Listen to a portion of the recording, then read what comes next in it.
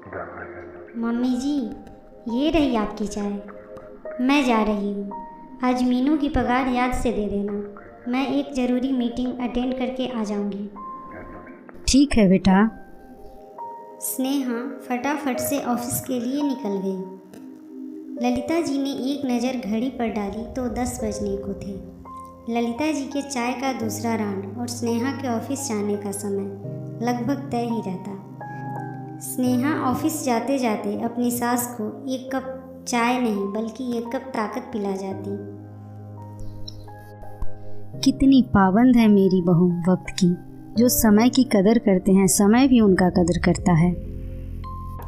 जी, अब ये महारानी कब तक आएगी? 3-4 बजे तक।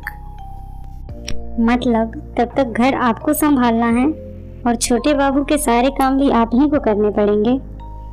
हाँ, काम तो बहू के आने से पहले भी करते थे ना राधा। पर जीजी, जेठ जी के जाने के बाद काम करना तो आपकी मजबूरी थी। तब आपने जी जान लगाकर काम किया था, पर आज तो आपके आराम करने के दिन हैं। अब सारा काम बहू के जिम्मे छोड़कर आपको आराम करना चाहिए। ललिता जी मुस्कुरा दी। वो जानती थी पत्थर के आगे सिर फोड़ने से कोई फायदा नहीं है। राधा, तुम आराम करो। सफ़र से आई हो, थक गई होगी। मुझे मीनू के साथ कुछ सामान पैक करवाना है। कहकर ललिता जी मीनू के साथ घर के काम में जुट गई। अगले दिन नए घर का गृह प्रवेश होने वाला था। एक कस्बे से निकलकर एक महानगर में अपना आशियाना बनाना आसान कहाँ होता है। ललिता जी के संघर्षों भरी जिंदगी में अब सुकून का समय आने ही वाला था। पति के असमय मृत्यु के बाद ससुराल में ही रहकर सिलाई कढ़ाई करके बेटे आदित्य को पढ़ा लिखाकर सॉफ्टवेयर इंजीनियर बनवाया। आज बेटे को इस लायक बनाया कि आज वृद्धावस्था में सुकून की ज़िंदगी जी रही थी। बेटे ने एक अच्छी नौकरी मिलते ही माँ को अपने पास बुला लिया और पिछले कुछ सालों से बचत करके आज एक नया घर खरीद लिया। बहू स्नेहा भी वकालत की डिग्री लिए हुए थी। ललिता जी बहू को अपनी पहचान बनाने के लिए हमेशा प्रेरित करती रहती थी। अपने पोते की पूरी जिम्मेदारी अपने ऊपर लेकर बहू को अपना करियर संवारने के लिए चिंता मुक्त कर दिया था। स्नेहा का करियर धीरे धीरे सेट हो रहा था। एक बड़े वकील के पास प्रैक्टिस करते हुए अब स्नेहा के खुद के भी कुछ क्लाइंट्स बन चुके थे।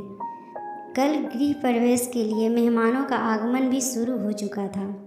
अगले दिन नियत समय पर सभी मेहमान नए घर पर पहुंच गए। घर को नई नवेली दुल्हन की तरह सजाया गया था। गेंदे और गुलाब से सजा घर सबकी आंखों में चमक रहा था। पर घर के नेम प्लेट को देखते ही सब लोग कानाफूसी करने लगे। ललिता जी भी एक नज़र नेम प्लेट पर डाली और आगे बढ़ गई। अरे, ये ललिता जी की बहू तो बहुत ही चालाक निकली। तभी स्नेहा ललिता जी से कहती है, मम्मी चलिए, इस घर में पहला कदम आप रखिए। इस घर की लक्ष्मी तो आप ही हैं। मम्मी प्लीज़ पहले आप कदम बढ़ाइए। बेटे बहू की आग्रह को ललिता जी टाल न सकी। अंदर आकर भगवान के हाथ जोड़े। तभी सामने की दीवार पर पति की फोटो देखकर ललिता जी की आंखें नम हो गई। ललिता जी की आंखों से आंसू निकलता देख सारे रिश्तेदार आपस में कुछ बातें करने लगे। देखा सुनीता, इस खुशी के मौके पे भी ललिता जी के दिल में छुपा हुआ दर्द आंखों से आंसू बनकर निकल आया। घर पर अपना हक जताकर बहू अब कितने भी नाटक कर ले जीजी को सम्मान देने की, पर दर्द तो उभर ही आया। बेटे ने भी नहीं सोचा कि नेम प्लेट पर पत्नी की जगह माँ की नाम लिखवा देता।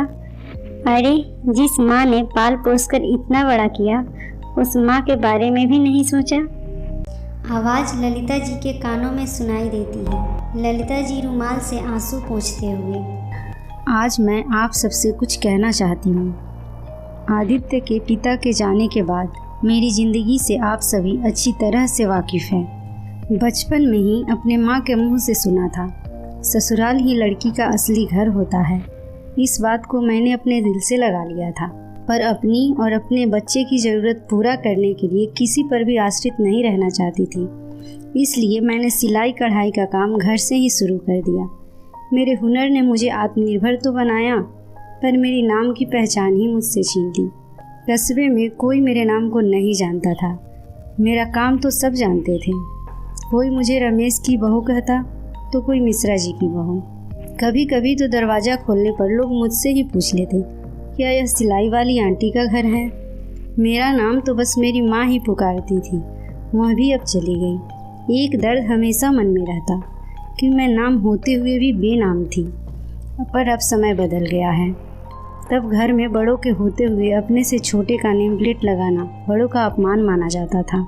आज मेरी बहू स्नेहा भी उतनी ही मेहनत करती है जितना कभी मैं किया करती थी, पर मैं नहीं चाहती कि मैं जिस दर्द को महसूस करी हूँ मेरी बहू भी उस दर्द को महसूस करे। इसलिए जब बेटे बहू ने नेम प्लेट पर मेरा नाम लिखवाया तो मैंने उन्हें समझाकर बहू का नाम लिखने के लिए राजी किया। यह मेरा ही फैसला है कि नेम प्लेट पर बहू का नाम है। सारे लोगों की बोलती बंद हो गई और तालियों की गड़गड़ाहट से स्नेहा निवास गूंजने लगा।